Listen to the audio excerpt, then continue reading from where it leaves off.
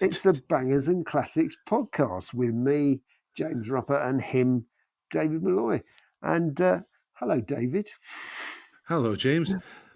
This is take two, folks, because someone here, not James, is in a foul mood this week and was hell bent on ruining the podcast. Not, of course, it would be a difficult job to do that. But anyway, we're both here. We've both had some interesting adventures in the last 24 hours that were car related. Oh, yeah. Maybe James will explain what his are. I don't know if he's going to. Mine involved a trip down to Cheshire. Yeah. Which is about getting on. The route I took was about a 500-mile round trip. Came back to the M6 into horrendous weather through Cheshire and Lancashire. And I have to say, some of the driving I saw bordered on the idiotic. In fact, didn't even border on it. It crossed the border. Then the road home was a little road I come up. If you like driving, it's a really nice road to drive, full of switchbacks, etc. You can't overtake on it. And yet people were doing that yesterday. And I was very, very close to seeing it head on about 100 yards in front of me, which wasn't clever, not smart. Drive safely, get home. That's my advice. Anyway, so I wasn't in the best of moods when I got in after experiencing all that. It's kind of lingered. But I'll try and be happy and smiley for the podcast. I'm smiling now, but you can't see it. Anyway, James, we're here in 2000. Oh, right, yeah. And I had a speech prepared that I nicked from Julius Caesar about friends, Roman countrymen that I come to bury 2000. But we'll wait and see. I mean, there must have been some good things about it, surely, James. There must have been. I don't think there is. For various reasons, I'm even less prepared than I usually am for these events. I mean, my takeaway from the last couple of days is that we should have met up on the M6 at some point, and then we could have done it live, and it would have been even better. But the year 2000 was a grim old year. But as you remember, of course, is that that's when all the clocks stopped, computers refused to work, cars stopped, and just about everything. The TV didn't work anymore, and all sorts. And that was because of the atomic clock of 2000, because those computer engineers weren't prepared at all. Yeah, I got sacked because of that. Did you? No, I didn't turn up to work for the first 2 weeks of 2000 on the basis nothing was going to work anyway. Eventually, someone said, "Why aren't you here? Everything, all the systems are down, aren't they?" No, they're not. You're sacked. Okay, that's not true, but I should have thought of that one. Get a couple of weeks off work. No point in turning up because nothing's going to work. What cars did we see in 2000 for the first time, James? I've got a list here. Oh, good. Oh, yeah, I made a small list. It's not very exciting, I'm afraid. One or two half-decent examples. Lotus 340R. You know why it's called the 340, James? No idea, David. Well, actually, it's because they made 340, but that wasn't the original reason. It was going to have a power-to-weight ratio of 340 bhp per tonne, and they realised they couldn't get close to that, so they built 340 instead to keep the name. Yeah. And that is a fact, believe it or not. As Michael Caine would say, not a lot of people know that. We also had the PT Cruiser, car that's beloved of Bangers and Classics, possibly. And certainly Mr. Rupert and his guitar collection, they blast along playing Gimme All Your Lovin' and Sharp Dressed Man. BMW Z8, bit meh for me. And then a car that I think you probably won't like as much as I don't like it, the BMW Mini. Well, no, I've sort of slightly softened to it over the years. It's a remarkably clever pastiche, really, and it has been remarkably successful. But in a way, slightly pointless. But it was a very clever thing, because obviously they've convinced everybody that all the Minis are fantastic now, even though they're sort of big, ugly brutes of things. Whereas that actually was fairly pretty up to a point. But yeah, I would agree with you. It's not my favourite, but I remain unconvinced as to its merits. It's okay, but I don't view it as a Mini. It's just another car. Being honest, I don't think I'd buy one. Which is usually, the acid test me. Would I actually want to have one of these cars? The answer is no. But they do employ people in Britain, and that's a good thing. So can't be too hard on, I suppose, James. Noble M12. Oh, right. Now, there you go. There's sort of, if you like, a bigger version of those Solis in some ways. With a Ford Duratec engine, I believe, turbocharger. Yeah, they're okay. I mean, they're really more track-focused cars, I think, than road-focused. But yeah, not bad. I mean, for a track day car, for something you're going to drive around a circuit, it's really the only place you can use these things. the potential. It's the only place you should attempt to. Yeah, probably quite good. Never driven one, but yeah, always admired them from some distance, shall we say. And then we have a car, James. It's going to be this week's Bangor Classic. Oh, is it? All right. Yes, it is the Alfa Romeo 147. Oh, right. Yes, which came out this year and lasted for a decade. But what did you think of it? That's what I need to know. That's what the listeners need to know. Never mind me. Well, yeah, I did, according to the Ruppert's Bangorpedia, I think it was it was the best sort of pocket-sized Alfa for several decades, actually. It was a pretty good styling, loads of interesting engines. You had decent specs with it as well. Really, obviously, you're going to tell me about 3.2 V6. And there are diesels, which is something I don't think we'd had before with smaller Alfa Romeos or very many Alfas at all, I think.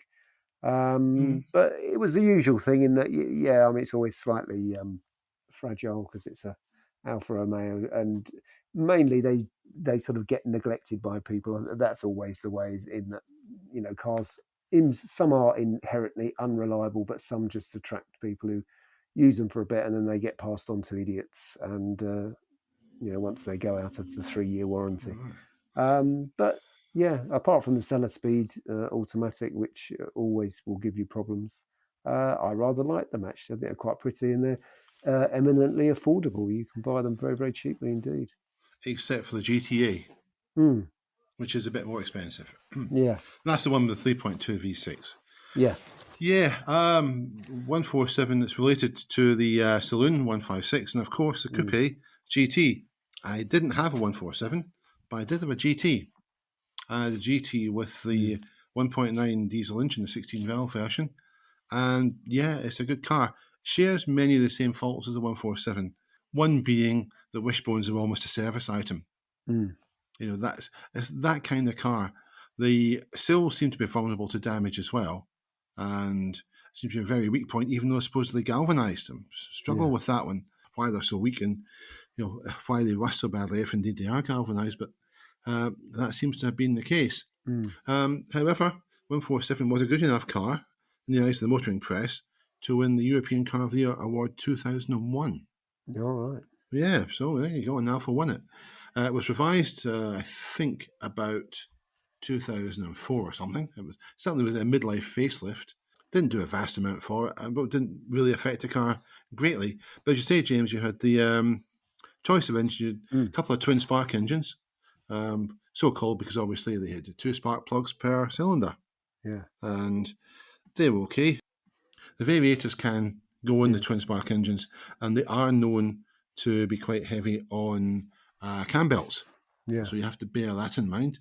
3.2, beautiful engine. Of course, will drink fuel, make a lovely noise. And the diesel, as used on Fiats, Lancias, and Vauxhalls. I think Saabs as well. Yeah, it's not so good in Saabs. That's the one that's really we found it wasn't so good on. But certainly in the Alfa guys, it was very good. What can you say about it? It's an Alfa Romeo. It looks pretty good. It goes pretty good. Yeah, you feel pretty good driving it. It's a classic. End of story. Yeah, I'll go along with that, David. I'm quite happy with that. I just like the fact it's very, very affordable, so that's good. I'm not. Why are you agreeing with me, James? I don't really want to, but you are. I don't. But you are unfortunately quite feisty today, David, and I don't really want to raise your ire. Oh no, it's great fun. Okay? Yeah, that's absolutely fine. Yeah, insult me as much as you like. Really? Okay. Yeah, everybody else does. Yeah. Anyway, we'll take a break whilst I pour a bucket of water over myself to cool myself down. Be back in a moment or two. This is the Bangers and Classics podcast, hosted today by 2 very grumpy chaps having to relive the year 2000 again. It was pretty bad the first time around, let's be honest. And we are back after the break, and some balm has been applied to my fevered brow, something like that. Yeah, apparently so. We'll talk about films from the year 2000 now, James, and I have to say, and I'm trying not to be too grumpy, it's a pretty rubbish lot from what I've seen, and I love films. Yeah, well, I love films as well, but I mean, I always like to find a car in it, but you were talking to me about Gladiator. I don't think there's cars in that. Well, I've just been joined by the cat who's decided to come in, and yes, he's expressed an opinion by turning his back on me now, so he's obviously not fond of any of the films on the list. You could make a version of Gladiator with cars in it. Yeah, okay. Well, Mad Max Beyond Thunderdome, I suppose you could say, is a kind of Gladiator film, isn't it? Yeah, it is. But Gladiator, to me, was, and probably always will be overrated as a film. I know there was a massive hype about it. Never got it. You had also The Patriot, which my note beside it I wrote down was Braveheart USA. Not a very good film. Written by the same guy as Braveheart. Randall Wallace, I believe. No, I mean, I should say that one of my ancestors was, in fact, the Wallace of Braveheart. That's who I'm descended from. But I didn't particularly like it because it didn't really tell the true story. And The Patriot, again, has real events in it, but not very well told. You've got The Perfect Storm, George Clooney et al., and the story of the loss of the Andrea Gale. It's a film that takes liberties with facts because nobody really knows what happened to the boat, etc. No one knows how the crew met their fate. They never found it. There was a radio message sent. It went silent, and unfortunately has remained silent ever since. And also you've got U-571, which is a rewriting of history, which as a film and its own merits is okay. But I always just say, just tell the story. If it's a factual story, stick to the damn facts. They're dramatic enough in these cases. So that's a few. Meet the Parents. Well, my note beside it says, no, let's not. Just didn't do it for me. What else you got? X-Men. If they'd left it at one film, James, that might have been all right. Well, that is the death of cinema because we get the superhero stuff coming in, and that's the end of it. That's why there's nothing to see at the cinema. Yeah, that's kind of true. Yeah, it's sad because, and then now, I mean, they went with it. Was it the? Oh God, I can't remember the one. Thor. They start messing around with Norse mythology. I mean, how dare you do that? Yeah, that's quite. Leave it alone. Leave it alone. Really. It is grim. Invent your own heroes. Invent your own legends, your own mythology. You're more than capable of doing it, guys. High Fidelity, which was moved from its original UK setting of, I think, the London setting of the book to, if memory serves me right, Chicago for the film. Yeah. It's okay, it's passable. Best thing about it is there's a track in it, and the only track I like called Dry the Rain. Well, it's the only track by the Beta Band that I like called Dry the Rain. He plays in it, which is good. There's some not bad dialogue in it, and actually Jack Black's quite good, and it's quite interesting about running a record shop. Yeah, that's why I say it's passable. Yeah, that's right. As John Cusack films go, I don't mind John Cusack. I wouldn't say it's one of his best, but it's okay. It's watchable. Put it that way. What you've missed out, David, I think, which did come out in 2000, didn't Gone in 60 Seconds come out? Yeah, I did. I just deliberately missed that. I just thought, no. What is a truly, truly awful film? And, exactly. People will say, well, you like cars. You're like that. No. No, it isn't. It's CGI nonsense. It's a terrible script. It's an awful premise. Who's the baddie? Doctor Who, yeah. So it isn't very good, really. And if you like cars, you really do not like this film, I don't think. Yeah, it's a typical Nick Cage film. I mean, Nick Cage is an actor who has got talent. I mean, I think he can act and he can play a good part in the film. He has done on a few occasions. But some of his films just think, what are you doing? What's going on here? It's just not that good. I mean, I'll also say Snatch came out that year, and actually there's quite a lot of old British Leyland kit in that, which Guy Ritchie does seem to like, old characters. Oh, yeah. There's some Jags in it as well, obviously. But I think there's another Rover SD1 in it, which also was in others. So I quite like the Cockney Mockney stuff, really. Yeah, Snatch was okay. It was all right. Yeah. It's brick top in it, if I recall, remember? And Brad Pitt's Traveller, who no one could understand the word he said. No, exactly. which was good. It was nonsense, of course, but it was watchable nonsense. Yeah, it's quite a good story. And Guy Ritchie has made one or two good films over the years, so he's not. I know he gets slagged off for being the former Mr. Madonna in some quarters, at least. But yeah, I think he's made some decent films over the years. At least some watchable films. Well, I actually would recommend that I saw recently. I think it's a 2019 film, which is The Gentleman, and that is actually very, very good. Surprisingly, right? Yeah. I liked Rock and Roller, but you're going back to about 2008 for that. Yeah. Quite like that one. That was probably my favourite of the ones he's made. Two Sherlock Holmes films as well with Robert Downey Jr. Yeah. I mean, not true to the stories. Sir Arthur Conan Doyle, who wrote the original stories, would find it unrecognisable, but entertaining enough in their own way. But it did stray an awful long way from the source that was material. brilliant. That sounded like you said Bodie and Doyle. It was, yeah. It's Sir Arthur, fantastic. Sir Arthur Bodie. I didn't invent that. I don't suppose Ewan will listen to it. It's a guy I know. Ewan came up with that. The character of Sir Arthur Conan Doyle. So he gets the credit for that, not me. But I get the blame for saying it if no one likes the idea of it. So if there's any credit going, he can have it. If there's any blame going, I'll take it because I'm like that. Yeah. So there we have it. Films. We've had better years, I think it's probably the way of putting it.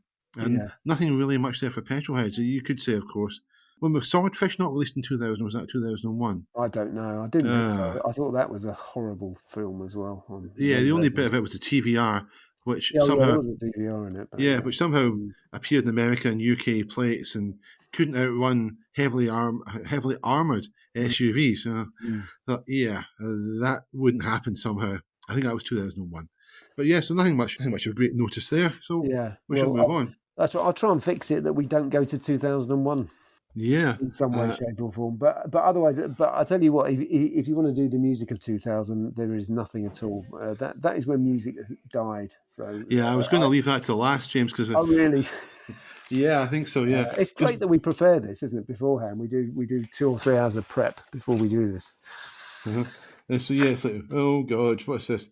I've got the TV as well, which my notes in it don't make for happy reading. However, I think what we should do, we could perhaps find something that's good about 2000, is the challenge. Oh, right. This week's challenge. And that was to find a convertible first registered in 2000. I think there was a financial or a budgetary limit on it was £6,000. Yeah. And I expect you're going for an MX-5. There are 300 MX-5s, David, that fit that description. So you have to go with the majority, really. No, you don't. I don't see there's any way back from that. Of course there is. That's it. You walk in the opposite directions with your head held high and as fast as you possibly can. That's my philosophy. No, I did go for a mass-produced sports car. Yeah. I went for a Fiat Barchetta. Or Barchetta, depends how you want to pronounce it. It's from 2000. It's blue. It's got a black hood and a black cloth interior, and of course it's left-hand drive. A manual transmission, of course. A couple of things about it. Now, this one isn't in Car and Classic, because I couldn't find a 2000 registered car or Barchetta that met the budget from that year. So it's on eBay, and it's on for, and I'll just refresh my memory, £4,495, which doesn't seem bad value, I suppose, considering most of the other ones are more expensive.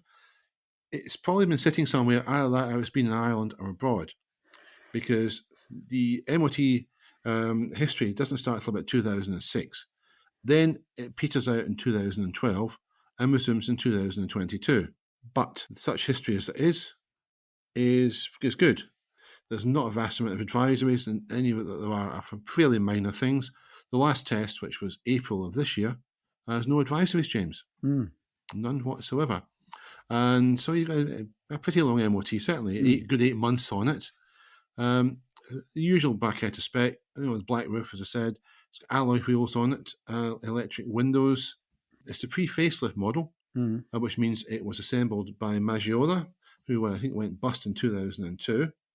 There's no mention of underbody corrosion or anything like that in the MOT history. So it's one I would certainly recommend having a look at. The Barchetta itself is a lovely little car to drive. I have driven one. I thoroughly enjoyed the experience. So much so I even thought of buying one. But it's probably just a bit small for me, if I'm being honest. But if it's a car you can fit in, go for it. Don't let left-hand drive ever put you off. It's based on the first generation Fiat Punto, as we all know. This is a platform it used. And the only downside of that is the gear change could be better. But that apart, James, I really thought it was a cracking little car to drive. It looks cute. It's good fun. It goes where you point it. There's everything you want from a nice little modern sports car. And what more can you say? So I'd commend this one to the house. But I'm sure you come up with something. The next one? No, I don't think you have, actually. Because you're going to go down the line of making me think you've got one and then have something else. No, well, that's right. Well, actually, what I came across was a Peugeot 306, which I think is an underratedly pretty car. The cabriolet, yeah. as a cabriolet. Mm. I found one at 2.5 to make you laugh. It's a 2 litre There you go. SE. Well, that's what we used to say in the trade, 2.5 to make you laugh. And yeah, it seemed like quite a tidy car. It's had a few owners, but got 12 months MOT. Looks really good. Just worth investigating a tiny bit more. But on the whole, it's a really, really, and it's a quite a distinctive car. As you say, we can all go out and buy an MX-5 and join the club. But this is a very pretty car. It's a very smart car. Look better than the contemporary Golf that was on offer as a convertible as well. So I think you'd look really cool in that, David. I could see you, and it's a proper 4-door as well. No, 4-door, 4-seat. Yeah. You can take more chums along for rides in the country. So I don't have any friends, so I don't you don't have worry any. about that. Well, Nah, I don't have any never friends. mind about that. No, it's I rather liked the look of that just because it sort of stands out from the crowd, and I think people will be quite impressed by that. So, What colour is it, James? well, I'm a bit colourblind, and what does it tell me? It's sort of a metallic blue sort of. All right. I only asked because there is one in my neck of the woods I've seen a couple of times. Yeah. That's Got green. brown leather. That's why I know. Ah. The description. What does the description say? Green. Actually, it's green because I do get confused between them. Right. So it's one of those nice, rich green colours. Where's it for sale? It's not for sale in the west coast of Scotland, is it? No, I don't think it is. Where is it? Has it got hard top? No, hasn't got. No. I'm trying to see where it is. That's okay. Get directions, location map. Let's see. I say, isn't it wonderful? See, in the old days, you didn't know where anything was. Burnley. There we go. We'd have to Burnley. go to Burnley. Yeah. So Right. it's halfway between you. Damn, I could have went there yesterday when I was passing through Lancashire. Oh, really? Headed across, yeah. You could have gone and bought it. Well, I could have done. The day I was having, I don't think I'd have been in the mood for it somehow. No. But yeah, no, just there's a green one locally. It's got a hard top, it's like a contrasting hard top. Looks in very good nick. I've seen it a few times about. I mentioned it in the pod a few times. Just in the off chance that it might be up for sale. Yeah. Because it's going to be nice. About 2001 as well, I think. The 06 is okay. I would rather have a Renault 1916 valve convertible. Really? Well, of course, everybody. But they wouldn't have made them by 2000. They were gone by then. And we'll come back with the last part of the pod in a minute or two. You're listening to Bangers and Classics, the podcast with the time machine that's as clapped out as our patter. And we're back with the final part of the podcast. And, well, dear, what can you say about this? Music from the year 2000. If you're of sensitive disposition, probably best just kill the podcast now and go and do something else till we're back next week. Because it's pretty depressing a lot, James, isn't it? Well, for me, there's nothing. It's zero. There is nothing at all. Music is dead from 2000 on. Well, I remember U2 that had an album out that year. The lead single was "Beautiful Day," and remember guys at work came up and said, "Oh, they were big U2 fans. This is them back to the classic best, after 1997's Pop, which was dreadful." So I bought the album. I think I played it once, maybe twice, nah, sorry, it's just not doing it for me. And that's probably the highlight of this list. You also had Bon Jovi, who were in the charts that year, massively in the UK with "It's My Life." One or two Bon Jovi songs over the years I have quite liked, but no, I think they were probably past their best by that point. I think they hit the peak in about sort of early to mid-90s, and after that, should we say, not so much. You Coldplay as well. Well, again, Coldplay, one or two good songs. As a body of work, I'm really not that keen on them. I think they did yellow in the charts, and the album was called Parachutes, if I remember correctly. I think I do have it actually somewhere. I don't play it, so that probably tells you a lot about it, I'm afraid. You had Eminem with Real Slim Shady, not my kind of music, to be fair, so probably best not comment on it, but it's just not my thing. You had Pink, again, not my kind of music, really. My wife quite likes some of Pink stuff, but I'm not a fan. Britney Spears, no. Just going to say no. And then you've got Madonna, who had an album called Music and a version of Don McLean's American Pie. I think Custard Pie would have been better, to be honest. The Phantom Flan Flinger should have appeared and put an end to that one, but he didn't. So, yeah, that is it, James. I mean, I can't see anything there in that list. And those are a few I've picked out as being potentially some of the better records of that year. Just don't see anything much. I may have missed a few. I'm bound to have missed a lot. But no, it's a sad, you've missed nothing there. sad state of affairs. So we'll move on to TV, and the list is no less depressing. I mean, let's have a look at what we had that year. We had the start of CSI, which, with more CSI franchises than Bloomin' Burger King, weren't they, at one stage? There was, yeah, absolutely. Yeah, and I did forensic medicine at university, so I'm speaking with some degree of knowledge. And nah, not for me. No. Maybe one series of a show, one series of one show might have been okay, but it was done to death, and because of that, gets a thumbs down. Yeah. Monarch of the Glen, Richard Briers. Yeah. No, I quite like Richard Briers, but Monarch of the Glen, absolutely not. No, thank you at all.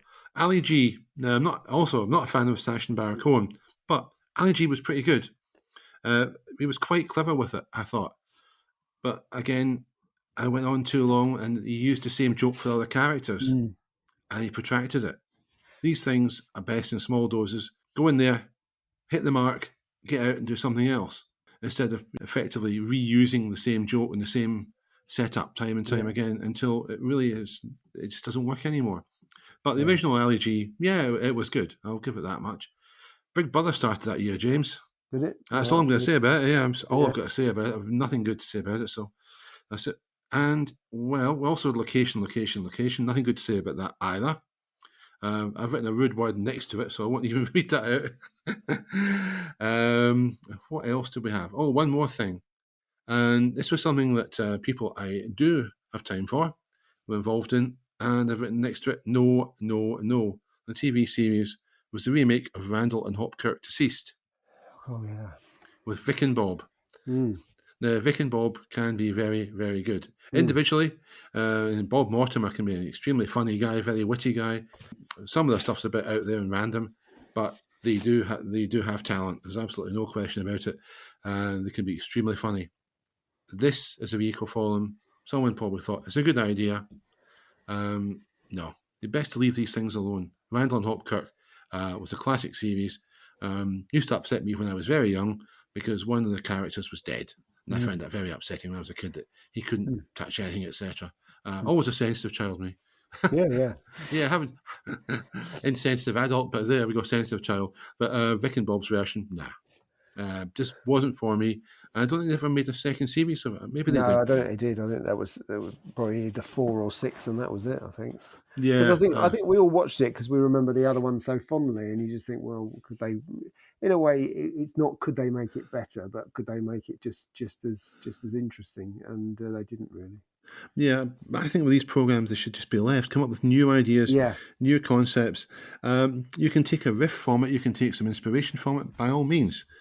But leave the original in peace, because the chances are you're not going to be able to replicate it. And particularly people who love the original are going to find it difficult to accept a new version of it. Well, and also there wasn't a Vauxhall Ventura in it, was there? That was the main downside. Well, I don't know about that. I mean, no. Better not go there either. Poor old Vauxhall. Yeah, and also his missus was in it, wasn't he? Hopkirk's missus was in it, Jeannie, who's got a famous name. But you see her in loads of things. She's in The Saint and a lot of stuff from that era. Yeah. But we've slipped back to 1971 or something, haven't we? No, not 1969 or something, or 1968. Yeah, I think you're right. Randall and Hopkirk was late 60s. Yeah. I only saw it as reruns later on. It's 1968. I'd probably be munching a Farley's Rusk or something. Probably same in 1978, mind you, but we're not going to go there. Yes. Anyway, are you spinning the wheel again, I believe, on Friday, Mr. R? Oh, yeah, I'll have a go, yeah. Come up with a better blooming year this week. A better year. I'll definitely get a better year, by hook or by crook. So yeah. No, we have to go for the wheel guides us.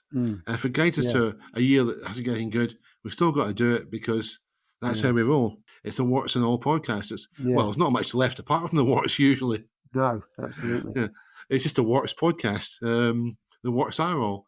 Anyway, thank you very much for listening to us being all sad and depressed about 2000. We'll be a bit more cheerful next week, I'm sure. especially who comes up with a good year for us. So till then, I'll simply say, take care. Yeah, thanks very much, everybody. Yeah, I won't be going anywhere near the year 2000. So there you go. I won't be going anywhere because my car's broken, but there you go. It's another story. Yes, this is. See you next week. Yes. Have you broken your car, James? Well, it broke itself, really, and it had nothing to do with me. Hitting it with a sledgehammer didn't do any damage then? No, that's right. No, okay. Well, maybe that was me then. All right, cheers, folks. All right, bye-bye.